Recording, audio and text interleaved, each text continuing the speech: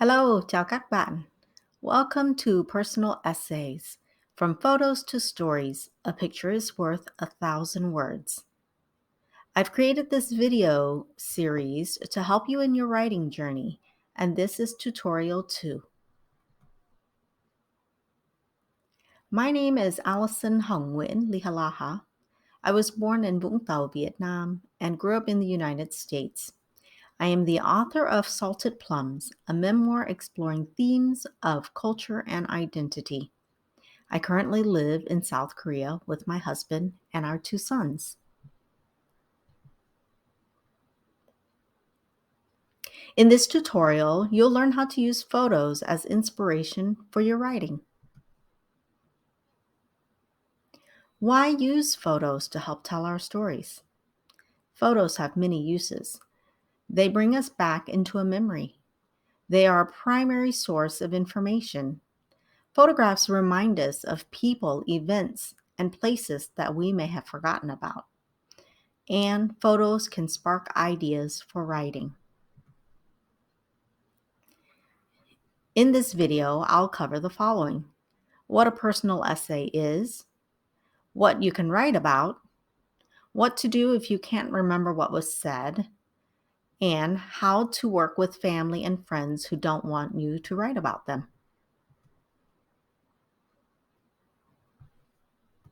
Let's get started. What is a personal essay? A personal essay retells a true story that includes what you were thinking and how you felt. You put your reader into your shoes in that moment. I like to think that it's similar to talking with a friend over coffee, but in writing.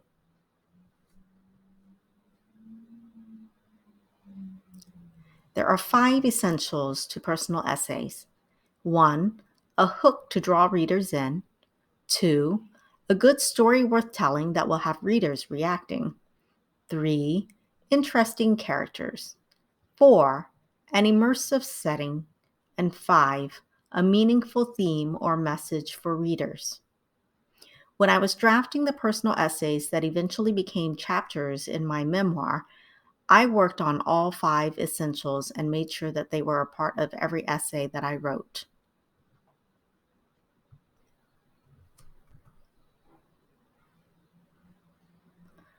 What should you write about? Well, you can write about many subjects. Who inspired you as a child? Did your parents say or do something that stuck with you? Is there a food that takes you back to a time or a place? Did a specific event shape your life or your way of thinking? This is where photos come in. This photo here is of my dad mending his fishing nets.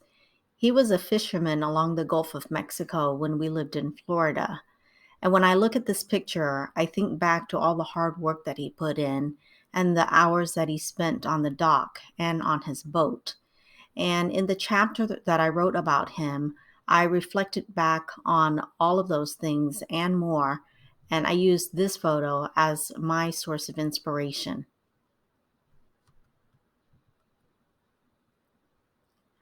Let's talk about dialogue. When you write your personal essays, you may include dialogue in your storytelling. If you can't recall exactly what was said, what can you do? Here are ways to tackle that. If you recall how you felt, it will help you in reconstructing what was said. If possible, you can ask those who were there for details. Ask the people who were part of that conversation. And then, are there already written records, perhaps emails or text messages? You can refer back to written records to help you reconstruct your dialogue. Ultimately, you are going for the essence of that event, the thoughts and feelings that came to you in that moment.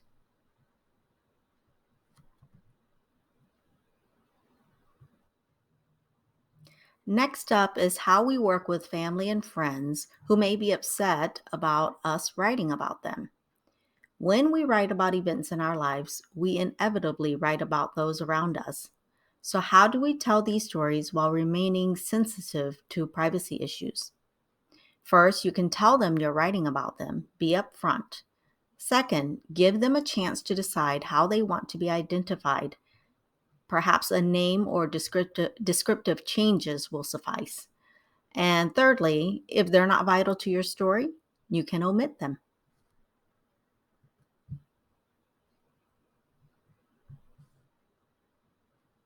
These photos are of my mom's favorite plant, the keikun. It went from being a childhood memory to a story and part of a chapter in my memoir. If you look closely, you'll see that's my mom in a pantsuit sitting next to the plant, and that's me in an aozai standing next to it. And the third picture on the right is just a depiction of how big the plant got over the years. I used these pictures as inspiration for writing a personal essay about the plant, and eventually parts of that personal essay went into a chapter about my mom. I'd like to share with you now excerpts from my book, My Mother, Urban Farmer, and the Queen's Mother.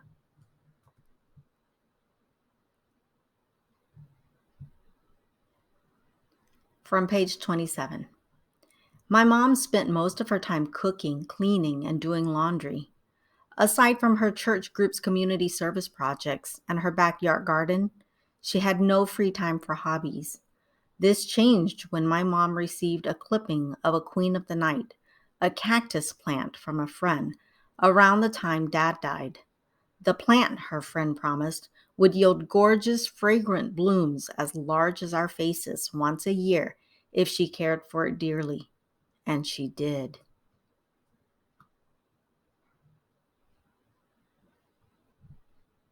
From page 29. I thought it was a silly diversion for her, but I can see now why my mother loved it so much. Her world was stressful and depressing, filled with kids constantly fighting, a drunk and abusive husband while he was alive, and the relentless demands of domestic life and making a living after he died.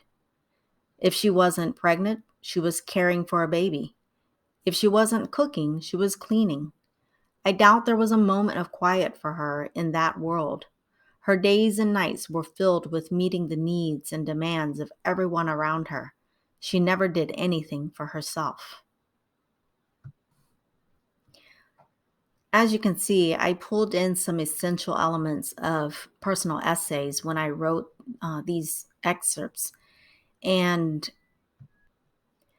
in using the photos, I was able to really think back and reflect on not just the plant, but what it meant to my mother.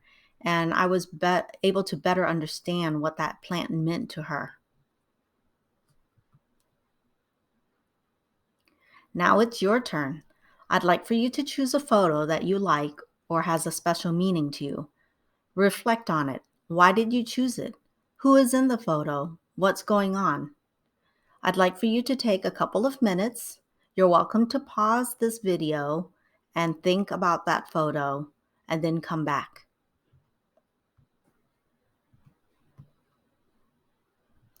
Now that you've had time to reflect, take 10 minutes to write about your photo. Jot down the details from your reflection, then dive deeper. Give more details. What was the mood? What sounds do you recall? Was there a smell or aroma that was integral to this moment? If you're in the photo, what were you feeling at the time? Feel free to pause this video while you take time to write.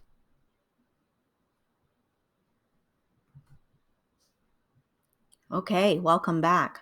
I hope that was a productive writing exercise for you. As you can see, photos are a powerful tool in writing personal essays. You can explore memories and forgotten moments or details by using photos to inspire and to add depth to your storytelling. What's next?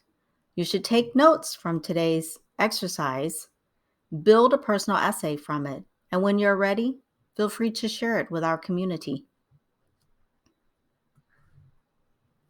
Let's stay connected. My website is AlisonLihalakha.com, or you can also follow me on Instagram or Facebook. On my website, you'll find more writing resources. And if you have not had a chance to read Salted Plums, it is sold at all major and indie booksellers. You may also ask your local public library staff for a copy.